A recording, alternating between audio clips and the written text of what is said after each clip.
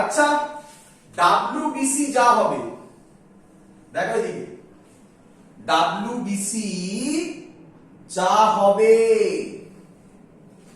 ডাব্লিউডিএ তাই তাই বাট একটা এখানে মাইনাস কমন নিলে এটা সেম হয়ে যাবে কি রে?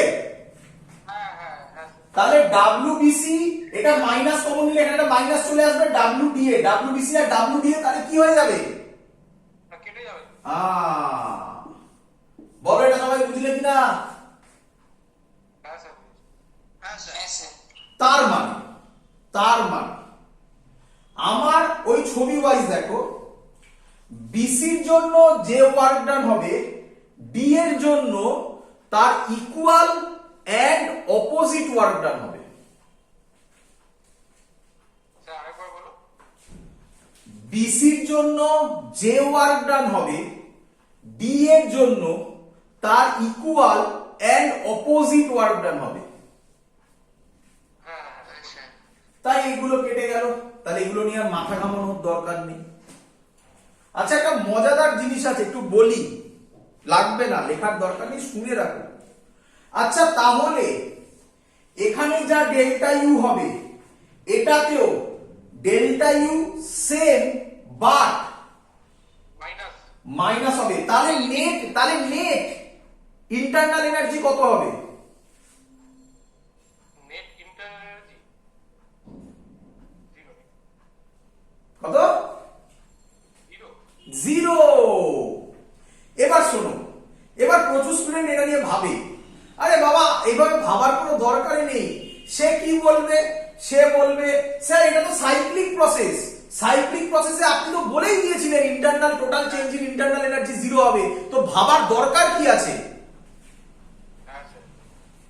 বলো বুঝলে কিনা? হ্যাঁ স্যার। আর যদি তুমি এখন কেটে কেটে বুঝতে চাও তাহলে আমি তোমাকে কি বলবো দেখো, আমি তোমাকে বলবো ডাব্লিউএবি তে এটা আইসোথার্মাল প্রসেস ছিল তাই এখানে ডেল্টা ইউ জিরো হয়েছিল। ডাব্লিউবিসি তে ডেল্টা ইউ এর ভ্যালু এটা, ডাব্লিউসিডিও আইসোথার্মাল ছিল তাই এটাতেও ডেল্টা ইউ জিরো, ডাব্লিউডিএ এটার ভ্যালু মাইনাস ডেল্টা ইউ হবে, এই ভ্যালু কেটে গেল, তাহলে সামেশন করলে total change in internal energy জিরোই হবে। এটা ঘুরিয়ে নাক দেখানো হলো, সহজ ল্যাঙ্গুয়েজ। কি? সাইক্লিক প্রসেস পাথের উপর ডিপেন্ড করে না, অনলি ইনিশিয়াল আর ফাইনাল পয়েন্টের উপর ডিপেন্ড করে। কে? Internal energy. Work done initial final পয়েন্টের উপর ডিপেন্ড করছে, ডিপেন্ড করছে না, পাথের উপরও ডিপেন্ড করছে, তাই work done net work done zero আসবে না। বোঝা গেছে? চলো এবার ভ্যালু লিখবো, ডাব্লিউএবি এর ভ্যালু লিখবো, কোথায় আছে সে? উপরে এন আর টি1। আচ্ছা অত বড় ভ্যালু পরে লিখবো, আমি শুধু শর্টে লিখে দিচ্ছি এখানে, কারণ আমাকে একটু মুছে অন্য কাজ করতে হবে। Q1 প্লাস Q2, বলো এটা সবাই বুঝলে কিনা? হ্যাঁ স্যার। আরে ডাব্লিউএবি মানেই তো Q1 রে বাবা, এই ভ্যালুটা লিখতাম পরে লিখবো, আমার আরো কাজ করতে হবে।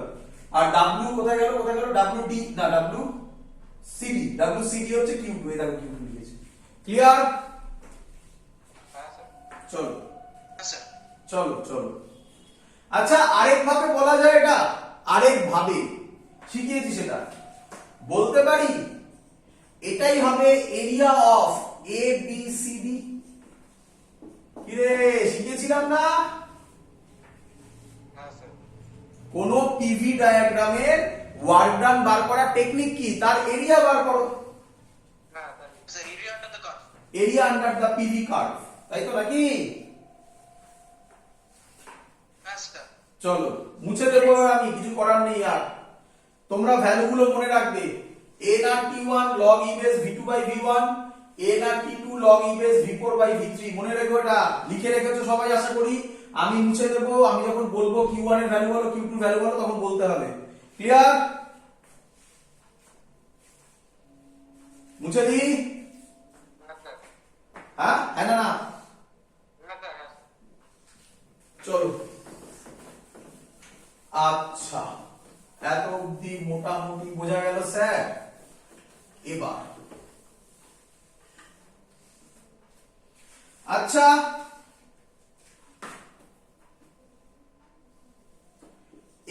এফিসিয়েন্সির ফর্মুলা কি করেছিলাম আমরা? W বাই Q1 করেছিলাম আমরা 1 মাইনাস q1 বাই q2 করেছিলাম। না, হ্যাঁ ওটা পরে এসেছিল, এখানেও আসবে, আর একটু ভুল বলছো।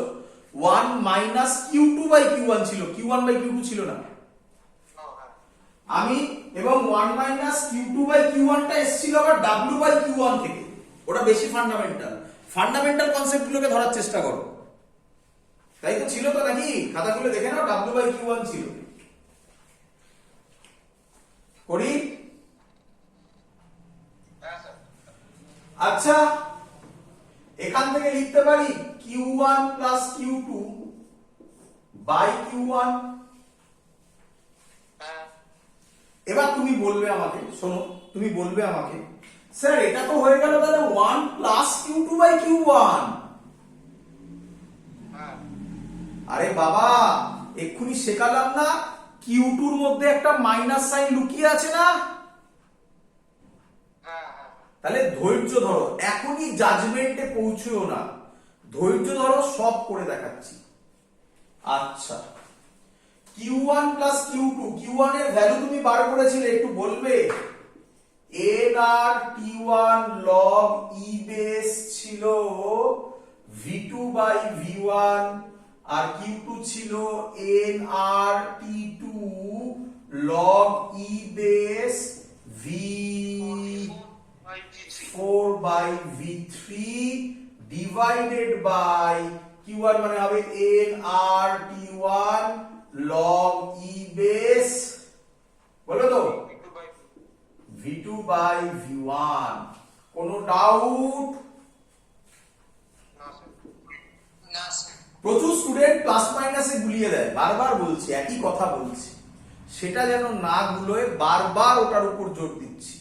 আমি আগের দিনই বলেছিলাম V2 বাই V1 আগের দিন গুলোবে, এবং গুলিয়েছো তোমাদের মধ্যে কেউ। তো এটা ইটারনাল স্টোরি, আমি এতবার বলি তবুও চেঞ্জ হয়, ইউনিভার্সাল কনস্ট্যান্টের মতো, ক্যাপিটাল জি এর মতো। সেটা যাতে না হয় তাই বারবার এক কথা বলছি, ভালো করে শোনো। আচ্ছা, তাহলে স্যার এটাকে লেখা যাবে, এটা কেটে যাবে, 1 প্লাস nr কেটে যাবে, T2, এটা বুঝলে কিনা বলো তো সবাই?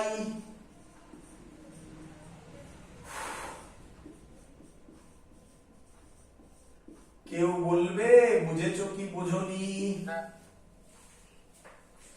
সবার ক্লিয়ার? হ্যাঁ স্যার। আচ্ছা, এবার দেখ। আচ্ছা বাবা, আমি সাইডে করছি এখানে, নয়তো ধরাতে পারবো না। আমি বলতে পারি B and C are on same adiabatic curve। বলো বুঝলে কিনা? কি রে, আমি কি বলতে পারি B আর C একই অ্যাডিয়াবেটিক কার্ভের ওপর আছে? হ্যাঁ স্যার। আচ্ছা আচ্ছা, অ্যাডিয়াবেটিক কার্ভে তোমরা এরকম কোন ফর্মুলা শিখেছো? T v to the power gamma minus 1 is equal to constant. হ্যাঁ স্যার। তাহলে B এর ক্ষেত্রে যদি আমি লিখি তাহলে হবে T1 v2 to the power gamma minus 1, আর C এর ক্ষেত্রে লিখলে হবে T2 v3 to the power gamma minus 1। হ্যাঁ স্যার। আচ্ছা আচ্ছা, ছেড়ে দাও, এটা এরকমই থাকুক। আচ্ছা, কোথায় করবো এবারে? এবারে এখানে করবো, আর কিছু করার নেই, জায়গার অভাব। সেম লজিক করবো, সেম লজিক। এটা কার জন্য বললাম? বিসি বিসি তাহলে সেম লজিক আর কোথায় আছে? এবিতেও আছে। হ্যাঁ হ্যাঁ হ্যাঁ, DA DA DA DA adiabatic বলছি বাবা, অ্যাডিয়াবেটিক। তাহলে B and A are on same adiabatic graph, adiabatic curve। তাহলে আমি লিখতে পারি D এর আগে A লিখছি, তাহলে সুবিধা হবে আমার করতে। T1 V1 to the power gamma minus 1 T2 V4 to the power gamma minus 1 সবার ক্লিয়ার? হ্যাঁ স্যার ভালো করে দেখো, হ্যাঁ স্যার এটা ডিভাইডেড বাই এটা করে দাও, এই দুটোকে ডিভাইড করে দাও, তাহলে কি দাঁড়াবে বলো তো? এখানে করছি T1 T1 কেটে যাবে, V2 by V1 whole to the power gamma minus 1 ওটাও কেটে যাবে, V3 by V4 whole to the power gamma minus 1 ওটাও কেটে যাবে। বলো এটা বুঝলে কিনা সবাই? হ্যাঁ স্যার আচ্ছা V2 by V1 is equal to V3 by V4 বেরোলো, এত অবধি সবার ক্লিয়ার? হ্যাঁ স্যার দেখো এবার কি করলাম, হ্যাঁ স্যার এটার সাথে এটা ডিভাইড করে দিয়েছি, T1 T1 কেটে গেল, V2 by V1 whole to the power gamma minus 1 হতো, আর এটা হবে V3 by V4 whole to the power gamma minus 1 হতো, গামা মাইনাস 1 দুদিকে কেটে গেল, এটা পড়ে থাকবে। এই উপরের দিকে তাকাও, আচ্ছা বাবা এটা কি আছে V4 বাই V3, এটাকে যদি আমি V3 বাই V4 করি তাহলে কি তোমরা জানো যে এখানে একটা মাইনাস সাইন আসবে? হ্যাঁ হ্যাঁ আসবে তাহলে V2 বাই V1 যা V3 বাই V4 ও তাই, তাহলে এই টার্মটা আর এই টার্মটা পুরো কেটে যাবে না? হ্যাঁ স্যার প্রুভ হয়ে গেল। তাহলে এফিশিয়েন্সির ফর্মুলা দাঁড়ালো 1 মাইনাস, বলো T2 বাই T1 এই প্রুফটা তোমায় করতে দেবে পরীক্ষায়। ক্লিয়ার? যতটা করলাম এই ফুল ডিরাইভেশন পরীক্ষায় দেয়। ক্লিয়ার সবার? হ্যাঁ স্যার চলো হ্যাঁ স্যার এবার কিছু অবজারভেশন, তারপরে কিছু থিওরেম, তারপরে হিটের উল্টোটা রেফ্রিজারেটর, আর অঙ্ক শেষ। মেন কাজ হয়ে গেছে গল্প। এবার কিছু অবজারভেশন। চলো তাহলে কে আমায় বলবে হিট ইঞ্জিনের ক্ষেত্রে এফিসিয়েন্সির formula? 1 minus Q2 by Q1 very good, very good, 1 minus Q2 by Q1। কে বলবে কার্নোট সিট ইঞ্জিনের ক্ষেত্রে ফর্মুলা?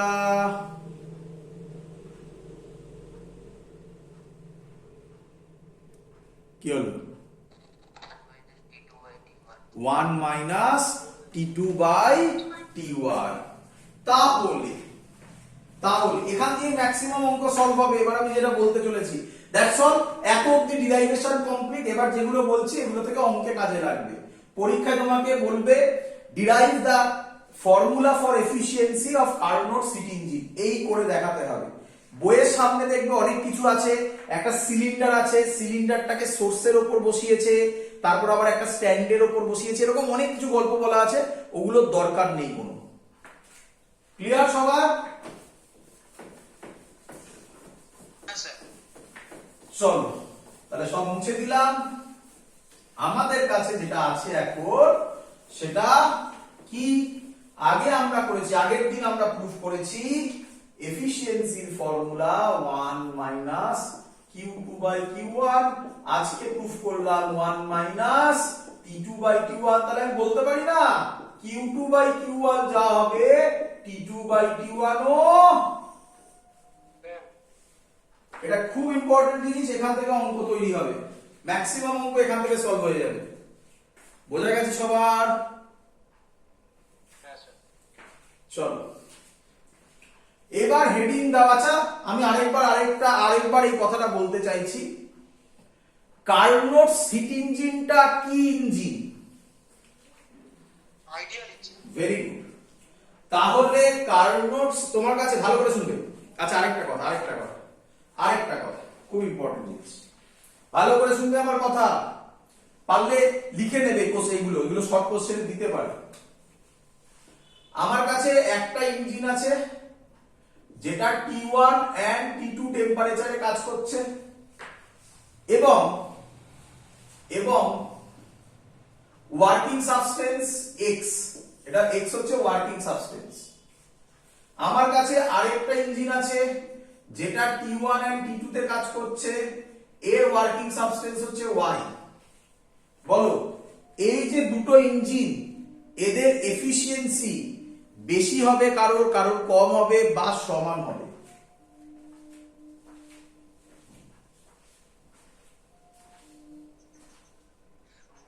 কোশ্চেনটা বোঝা গেছে আমি কি বলতে চেয়েছি? আরে বাবা তোমার সামনে এখনো আছে এফিশিয়েন্সি ফর্মুলা 1 - T2/T1, তাহলে স্টেটমেন্টটা কি? স্টেটমেন্ট হচ্ছে efficiency is only depends on T1 and T2, আর ল্যাঙ্গুয়েজে বললে source temperature and sink temperature. It does not depends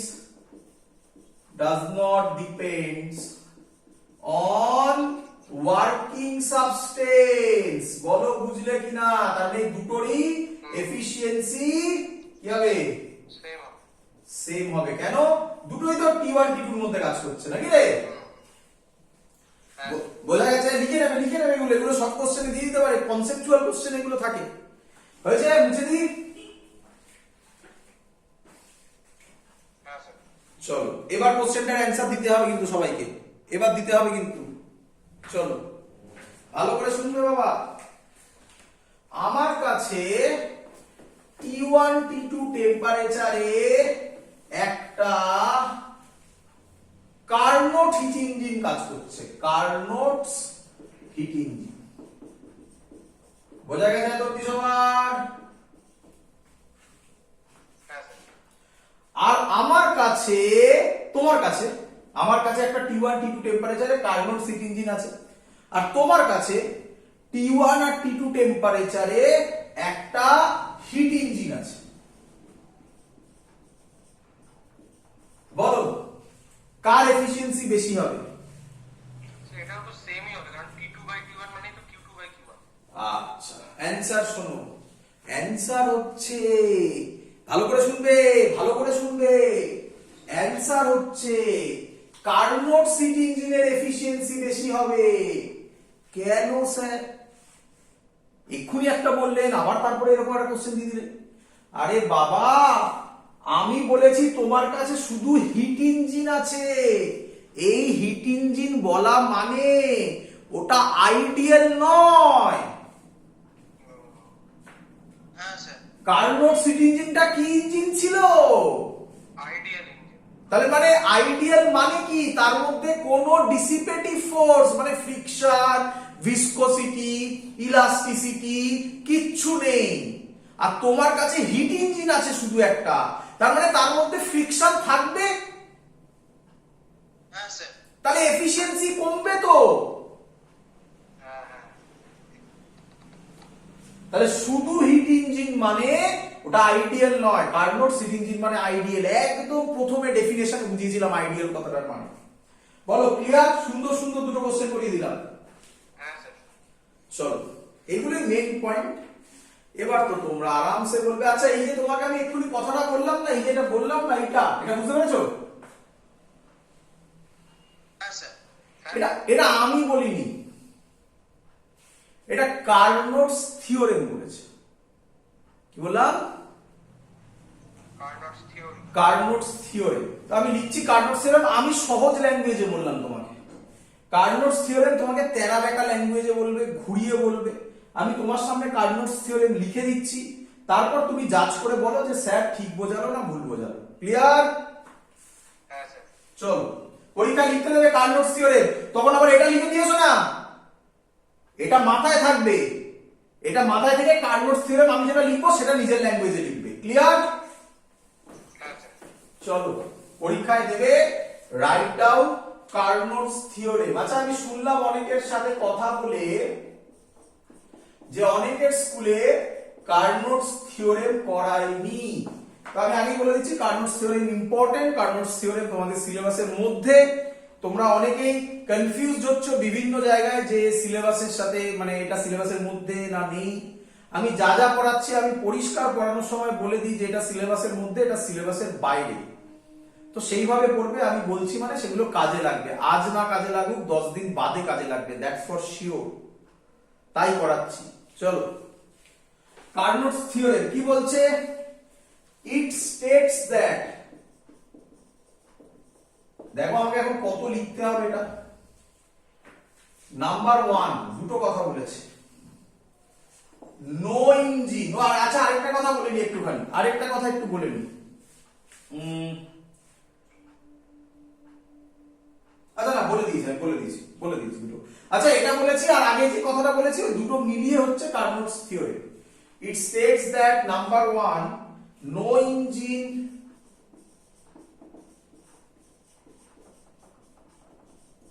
working between two given temperature can have efficiency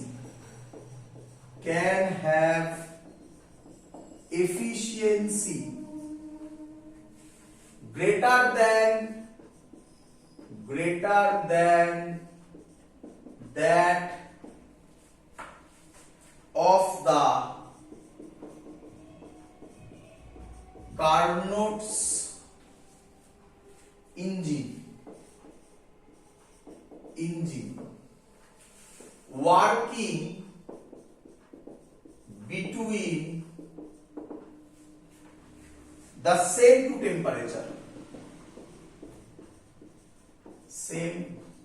two temperature, বলো সবাই লেখাটা বোঝা গেছে কিনা?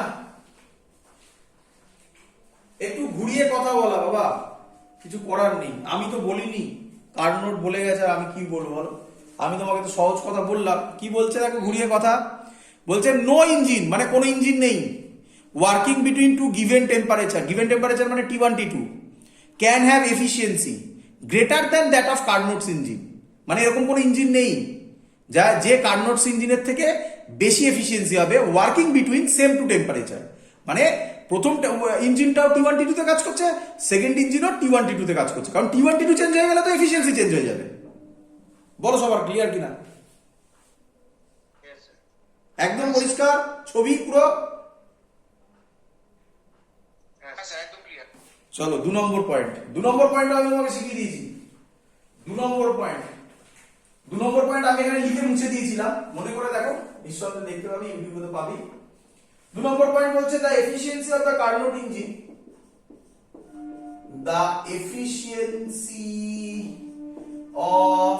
এটা আবার মুছে দিলাম, the efficiency of the Carnot's engine is independent of the nature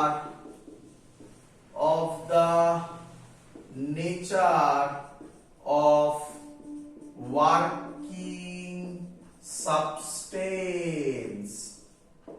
It only depends on temperature of source and sink. বলো সবার বোঝা গেছে কিনা? স্যার আগে বুঝিয়েছে কিনা?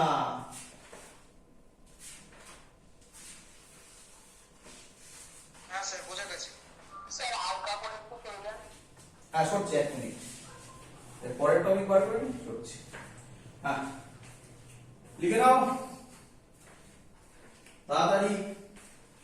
আচ্ছা সবাইকে একবার একটু বলে দিই, কালকে রানীপুরিতে টাইম চেঞ্জ হয়েছে, ফ্রাইডে যেহেতু 25 ডিসেম্বর পড়েছে, তাই ওই ক্লাসটা কালকে করানো হবে 2টো থেকে। ইনফরমেশন আমি গ্রুপে জানিয়েছি, তবুও একবার সবাই দেখে নেবে। হয়তো সবার হ্যাঁ বা জয়েন্টের ক্লাসটা না বোর্ডসের ক্লাস, জয়েন্টের ক্লাস আমি হয়তো 25 ডিসেম্বর, ওটা এখনো সাজাতে পারিনি, 25 ডিসেম্বর হয়তো সকালবেলা নেব, সান্তা ক্লজের বদলে আমি আসবো, কিন্তু কিছু দেবো না। না কিন্তু কিছু প্রথমে বলে দিলাম, কিছু দেবো না। হ্যাঁ গিফট দেবো, ভালো প্রজেক্টাইলের অঙ্ক গিফট দেবো। ওই তো বললাম ভালো প্রজেক্টাইলের অঙ্ক গিফট দেবো।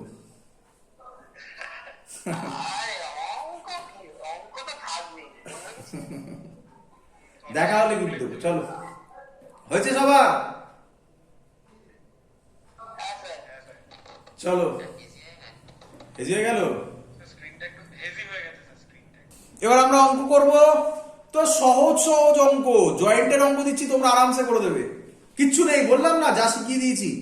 সহজ অঙ্ক আমি চাই তোমরা করবে, আমাকে যেন না করতে হয়। পারবে ম্যাক্সিমাম লোক। চলো করি একটু। এখানে কঠিন অঙ্ক মানে বলে দিচ্ছি পরিষ্কার কথা, এখানে কঠিন অঙ্ক মানে ল্যাঙ্গুয়েজে ঘোরাবে। ল্যাঙ্গুয়েজ পড়ে তুমি যদি বুঝে যাও কোনটা Q1 কোনটা Q2 কোনটা T1 কোনটা T2 আর কোনটা ওয়ার্ক ডান, ব্যাস গল্প শেষ। আর আটকাতে পারবে না কেউ। ল্যাঙ্গুয়েজে ঘোরাতে পারে, আর কিচ্ছু নয়। তোমাকে এখানে কঠিন অঙ্ক আর এই জায়গা থেকে আর কিচ্ছু করতে পারবে না। থার্মোডাইনামিক্স বিশেষ করে জয়েন্টের ক্ষেত্রে খুব ইজি জায়গা। এখান থেকে অঙ্ক পরীক্ষায় যদি আসবেই, দুটো তিনটে আসবেই, এবং সেই অঙ্ক যদি আমরা না পারি, সেটা জয়েন্ট বলো আর নিট বলো, তাহলে অ্যান্সার হবে রিকশায় চাপা পড়ে মারা গেছে। তো এরকম টাইপের অঙ্ক আমি আবার রিপিট করছি, একদম সহজ, যা বলে দিয়েছি তার বাইরে আর কিছু নেই। চলো অঙ্ক করে দাও আমাকে। ফার্স্ট অঙ্ক, সোর্সের টেম্পারেচার বলেছে T1 বলে দিয়েছে, আমি ল্যাঙ্গুয়েজটা পরে ঘোরাচ্ছি, 2 to 7 ডিগ্রি সেন্টিগ্রেড। T2 বলে দিয়েছে 127 ডিগ্রি সেন্টিগ্রেড। আচ্ছা এখান থেকে একটা কথা আমার মনে পড়লো, ধরো এমন একটা ল্যাঙ্গুয়েজ দিল, হবে না এরকম, তবুও বলছি যে তুমি বুঝতে পারছো না কোনটা সোর্স কোনটা সিঙ্ক, তাহলে আরেকটা বোঝার টেকনিক কি আমি তোমাকে সব সময় বলেছিলাম, মনে হয় এটা সব সময় হবে T1 অলওয়েজ গ্রেটার দ্যান বলো T2, এটা সব সময় মনে রাখবে। আমি এক্ষুনি তোমাকে করাবো রেফ্রিজারেটর, মানে আমাদের বাড়িতে যে রেফ্রিজারেটর আছে সেটা, হিট ইঞ্জিনের উল্টো, বাট সেখানেও T1 গ্রেটার দ্যান T2 হবে। দেখবে। চলো যাই হোক, ছাড়ো, এ তো পরিষ্কার দেওয়া আছে। বলছে heat absorb from source, heat absorb from source is equal to 10 to the power 4 joule, work done per cycle কথাটার মানে কি, একবার মুভ করলে আমরা যেটা শেখালাম, যে এক্ষুনি গ্রাফটা করলাম না, এই যে গ্রাফটা করলাম, এটাকে একটা সাইকেল বলে, এটা একটা সাইকেল। আবার দুটো সাইকেল বললে যা বেরোবে ওয়ার্ক ডান তাকে টুয়াইস করে দেবে, তিনটে সাইকেল বললে যা বেরোবে ওয়ার্ক ডান তার থ্রাইস করে দেবে। ক্লিয়ার সবার? অপশন দেওয়া আছে 1000 joule, second 2000 joule, third 3000 joule, last 4000 joule. চলো তাড়াতাড়ি করো, কে করবে? আচ্ছা কে আমাকে বলবে হিট অ্যাবজর্ব ফ্রম সোর্স এই কথাটার মানে কি? না ওইভাবে বললে হবে না, Q1 Q2 দিয়ে বলতে হবে। এটা Q1 না Q2? যখনই এরকম প্রবলেমে পড়বে ছবি এঁকে নাও T1, হ্যাঁ ছবি এঁকে নেবে, আর কোনো ডাউট থাকবে না। Q1 Q2 T2 এই, আর এখান থেকে ওয়ার্ক ডান হয়। বলো সোর্স কোনটা? T1, তাহলে এটাই হিট ইঞ্জিন, এই গোলটা হচ্ছে hit engine. Hit engine source থেকে কত নিচ্ছে? তাহলে আমি কি বলতে পারি না হিট অ্যাবজর্ব ফ্রম সোর্স মানে কি? এটা বললাম না, এখানেই ঘোরাবে, আর কিছু নেই। আচ্ছা আমি তারপরের লাইনটা লিখতে পারি Q1 বাই Q2, এক্ষুনি বললাম T1 বাই T2, আমি মনে হয় করেছিলাম যেটা, সেটা ছিল Q2 by Q1, T2 by T1, কি যায় আসে, এটাও তো লিখতে পারি। কি রে, ব্যাস অঙ্ক শর্ত। Q2 হবে তাহলে Q1 T2 by T1, Q1 কত 10 টু দি পাওয়ার 4, T2 কত? এবার একটা ঝামেলা আছে, সবসময় মাথায় রাখবে, এই সব টেম্পারেচার কিসে নেবে? সব সময় মাথায় রাখবে। এক্ষুনি আমি একটা অঙ্ক দিচ্ছি, তাতে ডিফারেন্স হলে মাঝে মাঝে স্টুডেন্টরা আবার রিপিট করছি, ঝামেলায় যাওয়ার দরকার নেই। পরিষ্কার একটা কথা বলি, কি মেন যেটা বলতে চাইছিলাম সেটা কি, ডিফারেন্স যদি হয় ডিগ্রি সেন্টিগ্রেডে যা হয় কেলভিনও তাই হয়। তো বুঝতে পারলে ভালো, যারা না বুঝতে পারছো তারা সহজ লজিক মাথায় রাখো, যাই থাকুক কেলভিনে কনভার্ট করে নেবে, তারপর ডিগ্রি সেন্টিগ্রেডে অপশন চাইলে ডিগ্রি সেন্টিগ্রেডে দেবে, সব সময় কেলভিনে কনভার্ট করবে, ব্যাস গল্প শেষ। তাহলে T1 মানে 227 প্লাস 273 কত হয়? 273 400 500, আর T1 হবে 2 3 400 অঙ্ক সলভ 0 0 0 0 তাহলে এটা হবে 5/4 ইনটু 10 টু দি পাওয়ার 4 তাই তো নাকি হ্যাঁ 10 টু দি পাওয়ার 4 থাকুক পরে দেখা যাবে হয়ে যাবে ততদিন আচ্ছা ওয়ার্ক ডানের ফর্মুলা কি Q1 Q2 তাই তো নাকি ঠিক করেছি হ্যাঁ স্যার চলো হ্যাঁ তাহলে এখান থেকে হবে Q1 কত 10 to the power 4 10 two the power 4 minus Q2 কত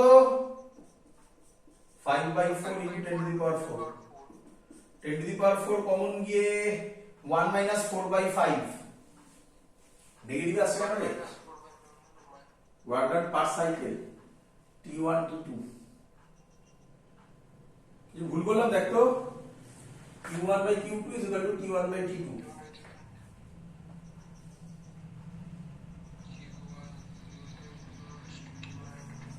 Q2 এদিকে যাবে Q1 T2 স্যার আপনি T2 তে T1 লিখেছেন আর T1 এ হ্যাঁ T2 স্যার লিখেছেন T2 টা T1 ওটা ভুলে গেছি এখানটা ভুল হয়েছে না T2 কত হবে 400 নাকি হ্যাঁ হ্যাঁ এখানটা ভুল হয়েছে 0 0 4/5 তাই তো এটা 4/5 হবে তাই না হ্যাঁ হ্যাঁ তাহলে এটা 4/5 হবে এবার হয়ে গেল অঙ্ক সলভ তাহলে 10 টু দি পাওয়ার 4 কমন নিলে 1 5 মাইনাস 4 মানে 1/5 তাই তো নাকি তার মানে 1 2 3 4 বাই 5 2000 নাকি 2000 হ্যাঁ 2000 ক্লিয়ার সবার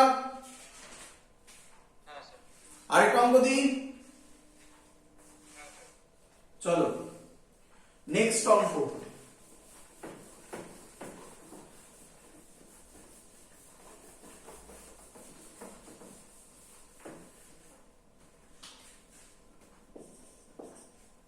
বলছে the efficiency of Carnot engine is 1/6